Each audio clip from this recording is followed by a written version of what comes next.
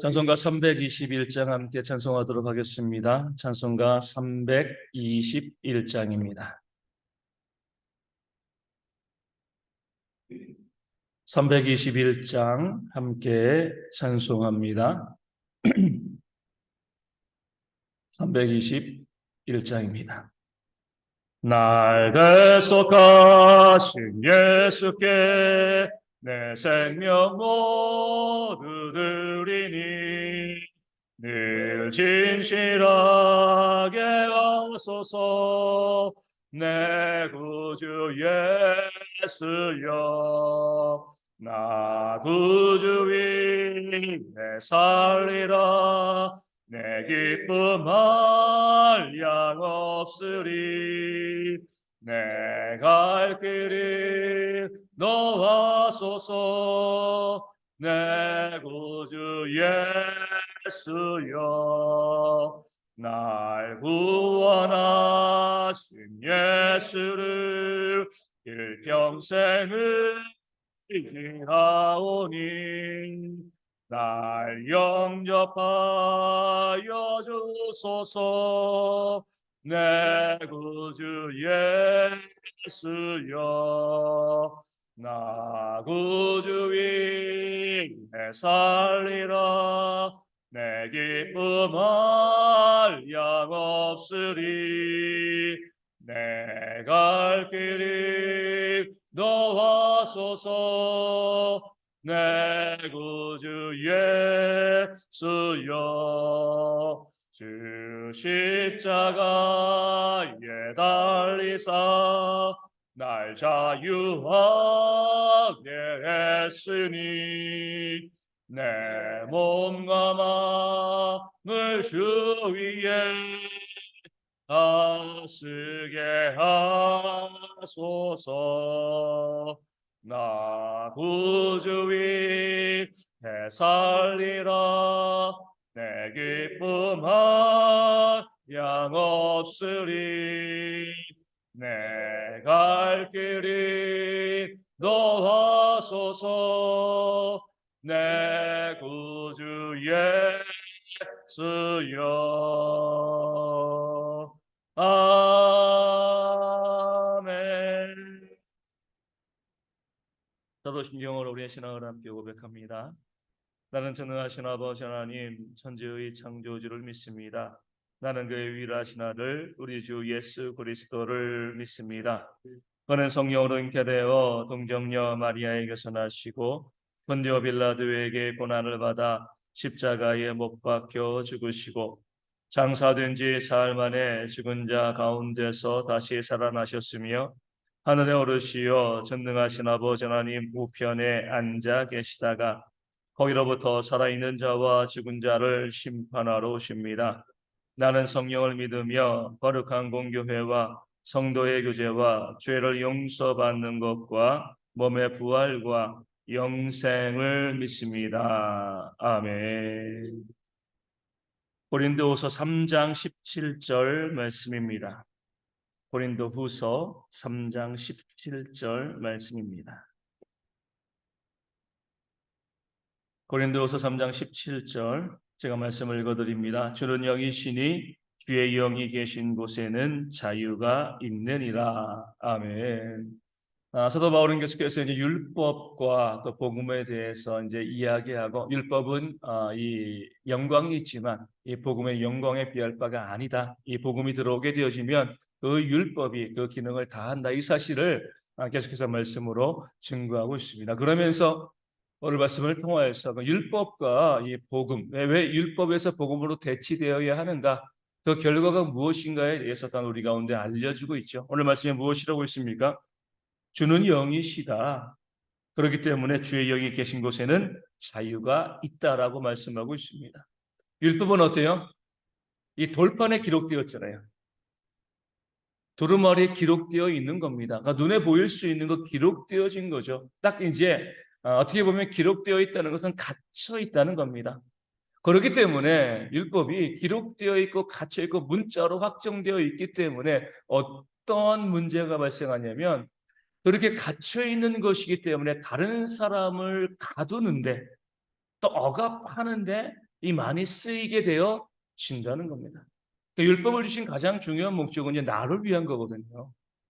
그 율법을 통해서 그 완전한 율법, 그 말씀을 통하여서 내가 이 완전한 율법을 지킬 수가 없는 자야. 나는 죄인이기 때문에 이 율법대로 살아갈 수가 없어. 이것을 나로 하여금 깨달아 알게 하는 것이 율법이 우리에게 율법을 주신 가장 중요한 목적입니다. 그 죄인됨을 깨달아 알아야지 어디로 가요? 복음으로 가잖아요. 그렇죠? 그 주의 십자가로 가게 되어집니다. 그런데 그 율법이 남에게 사용되어지고 또 남에게 적용되어지면 반드시 뭐예요? 비난하고 정죄하는 것들, 다투고 싸우는 이것으로 사용되어질 수밖에 없습니다. 돌판에 새겨져 있기 때문에, 문자로 새겨져 있기 때문에 이것을 가지고요, 다른 사람을 판단하고요, 비난하고 정죄하는 그런 일들이 발생할 수밖에 없는 것이 율법의 한계가 되어집니다. 근데 주는 영이시다. 돌에 새겨진 것도 아니고 하나님 영이시기 때문에 당연히 뭐예요? 자유함이 있다는 거죠. 이 복음은 영으로, 하나님의 성령으로 기록된 겁니다. 성령으로 우리 가운데 주어진 것이죠. 그렇기 때문에 이 복음을 받아들이는 자에게는요, 하나님께서 주시는 참된 자유, 물론 이제 방종이 아니에요. 선을 위한 그런 참된 자유가 우리 가운데 주어지게 되어 있습니다. 그렇기 때문에 우리가 보면, 우리 성경을 통해서도 보면요, 율법주의자들, 그러니까 율법을 이 주장하는 사람들은 항상 뭐예요? 율법을 가지고요, 남을 비난하고 정죄합니다. 그 귀한 하나님의 말씀을 가지고요, 다투고 싸우는 일에 힘쓰는 거죠. 바리새인들이 예수님에 대해서, 그 제자들에 대해서 무엇이라고 이야기합니까? 왜 너희는 손도 안 씻고 음식을 먹냐? 이건 율법도 아니고 장로들의 전통인데 또 율법을 또 전통으로 또 만든 거죠. 왜 손도 안 씻고 밥을 먹냐? 왜 안식일에 대해서 이렇게 병자를 고치냐? 아무 일도 하면 안 되는 건데. 이 간음하다가 붙잡힌 이 여인은 돌로 쳐 죽여야 되는 것이 아니냐? 왜 안식일에 일하느냐? 안식일에 이삭을 잘라 먹느냐? 율법을 가지고요, 이들이 한 일은 뭐예요? 계속 남을 비난하고 정죄하고, 왜 금식하지 않아?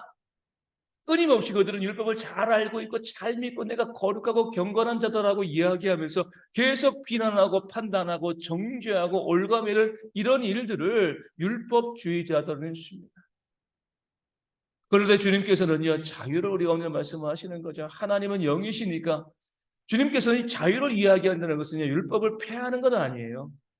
주님도 말씀하신 건 뭐죠? 나는 율법을 폐하러 온 것이 아니라 율법을 완성하러 왔다 말씀하신 거잖아요. 율법을 완성한다는 것은요, 이 자유를 주장한다는 것은 율법을 주신 그 하나님의 뜻, 그 정신을 가지고 살아가는 거죠. 예수님께서 말씀하십니다. 왜 다윗은 유다 족속인데 레위 족속이 아니면, 제사장이 아니면 먹지 못할 진설병을 먹고도 하나님께서 아무런 책망하지 않으신 그 이유가 무엇인가? 그 하나님의 사랑의 정신이 거기 가운데 있는 것이 아니냐? 안식일에 하나님도 일하시고 너희 제사장들도 일하는 것이 아니냐? 안식일은 아무것도 하지 않는 날이 아니라 하나님을 위한 선에 힘쓰는 날이 바로 이 안식일이 되어진다. 하나님께서 우리가 지금 율법의 정신을 밝히시고요, 그 정신을 가지고 움직이는 그런 자유를 우리 주님께서 보여주셨습니다. 이것이 바로 복음의 핵심이 되어지는 거죠. 율법을 가지고 있는 사람들은 지금도 마찬가지입니다. 교회 가운데도 여전히 율법주의자들이 있죠. 그들은요, 나는 하나님의 말씀을 사랑한다라고 이야기하고요, 하나님을 사랑한다라고 이야기하는데 잘 믿는다라고 이야기합니다. 여기까지는 좋아요. 그런데 그 내 믿음이, 내가 잘 섬기고 이야기하고 잘 섬긴다고 주장하는 이 모든 것들이요, 남의 눈에는 티를 바라보면서 다른 사람을 자꾸 비난하고요, 정죄하고 무시하고 멸시하고 그를 책망하고요, 이런 것에 우리가 우리의 신앙에 쓰인다라고 하면 우리는 율법 가운데 있는 것입니다. 잘 믿는다고 하면서요, 남을 비난하고 정죄하고 무시하고 멸시하는 사람들이 얼마나 많이 있어요. 야, 신앙이 저거밖에 안 돼. 뭐 사람이 저 모양이야.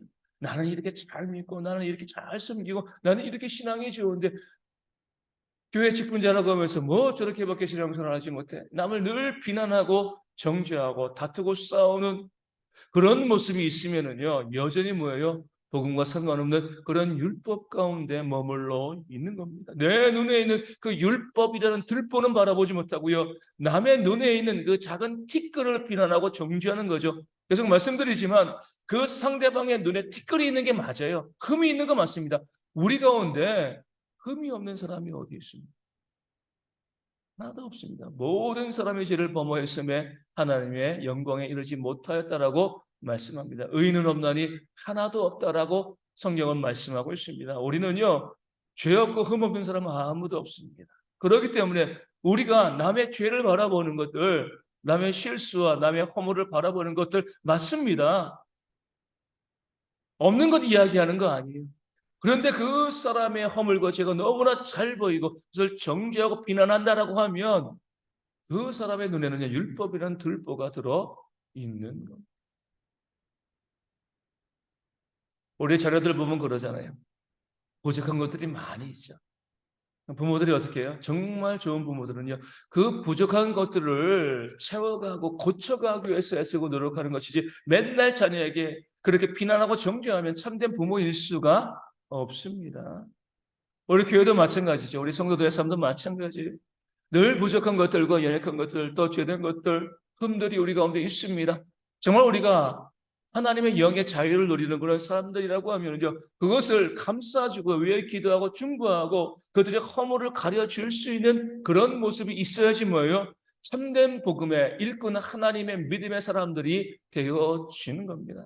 그렇기 때문에 우리 정말 거룩한 교회는요, 하나님의 영이 임하는 교회는요, 다투고 싸우고 비난하고 정죄하는 것이 아니고 뒤에서 험담하고요, 뒤에서 욕하고 비난하는 그런 모습이 있는 것이 아니라 그를 섬기고 또 사랑하고 화해하고 용서하고 품어주고 안아주는 그런 모습, 이게 바로 자유입니다. 다른 게 자유가 아니에요. 남을 비난하고 정죄하는 것이 자유가 아니라, 그런 자유가 있어 이것이 아니라 그 사람을 품어 안고 사랑하고 용납하고 섬겨줄 수 있는 것, 그 허물을 가려줄 수 있는 것이 복음의 참된 자유의 모습이 되어지는 겁니다. 물론 어렵죠. 저도 여러 교회 사역해 보면서요, 끊임없이 내가 잘 믿는다라고 이야기하면서 여전히 남을 무시하고 멸시하고 부정적으로 이야기하고 그런 말들이 나와요. 너무나 답답해요. 그러지 않아야 되는데, 그렇게 비난하지 않아야 되는데 왜 그렇게 그 사람에 대해서 비난하고 정죄하는가, 무시하고 멸시하는가, 그런 말들을 하고 서로 이간질시키는 그런 일들, 그 악한 모습들이 교회 가운데 얼마나 많이 있습니까? 점점 교회가 힘을 잃어가는 거죠. 우리 가운데 연약한 지체들이 있으면 저도 마찬가지예요. 그런 부족함이 보이면 기도해 주세요. 감싸주고요, 용납해주고, 또 남들이 욕할 때 우리가 그러지 말자고, 그에게도 좋은 점이 있으면 이야기하고요, 그를 변호해 줄 수 있는 그런 역사, 그런 모습이 우리 가운데 있어야죠. 우리 성령께서 이 변호하시는 역사를 감당하시잖아요. 그러니까 성령 충만한 사람들은요, 자꾸 변호해 주려고 해요. 검사처럼 정죄하고 비난하는 것이 아니라 우리 변호사처럼 감싸주고요, 변호해주는 그런 모습을 가지고 있어야지 성령의 역사가 그 가운데 있게 되어지는 겁니다. 그런 교회가 되어질 수 있도록 마지막 시대 가운데 이 대형교회가 하나님의 영의 자유함을 가지고요, 정말 화목하고요, 사랑이 넘치는 교회가 되어지고 또 그것을 통해서 이 교회가 온전히 부흥되어지는 그런 역사가 있도록 이어짐에 함께 기도하도록 하겠습니다. 우리 이제 가정에서도 마찬가지예요. 우리 이웃 가운데 직장에서도 마찬가지입니다. 어디 있건 우리가 화목의 사람이 되어질 수 있도록, 이 자유를 누리는 그런 삶이 될 수 있도록 우리 교회 안에서도요, 비난과 정죄의 말이 그치고요, 무시와 멸시의 모습이 그치고 늘 품고 안고 사랑하는 그런 성령의 역사가, 자유함의 역사가 이 교회 가운데로 충만하여서 그것을 통해서 교회가 부흥할 수 있도록 또한 기도해 주시면 감사하겠습니다. 우리 가운데 육신의 질병과 또 삶의 또 어려움과 또 가정과 자녀의 문제로 힘들어하고 기도하는 또 많은 우리 성도들이 있습니다. 그들을 위해서 위하여 기도하시고요, 모든 성도들이 회복되어지는 역사가 있도록 또한 위하여 기도하여 주시고요, 우리 선교지 위해서도 기도하여 주시고, 또 우리 작은 교회들 위해서 힘들고 어려운 시기에 삶의 등 가운데 이겨나가며 주의 복음을 증거하는 그런 교회들 되어줄 수 있도록, 또 군에 있는 형제들을 위하여서도 이 아침에 함께 기도하도록 하겠습니다. 기도문 하시겠습니다. 하늘에 계신 우리 아버지, 아버지의 이름을 거룩하게 하시며 아버지의 나라가 오게 하시며 아버지의 뜻이 하늘에서와 같이 땅에서도 이루어지게 하소서. 오늘 우리에게 일용할 양식을 주시고 우리가 우리에게 잘못한 사람을 용서하여 준 것 같이 우리 죄를 용서하여 주시고 우리를 시험에 빠지지 않게 하시고 악에서 구하소서.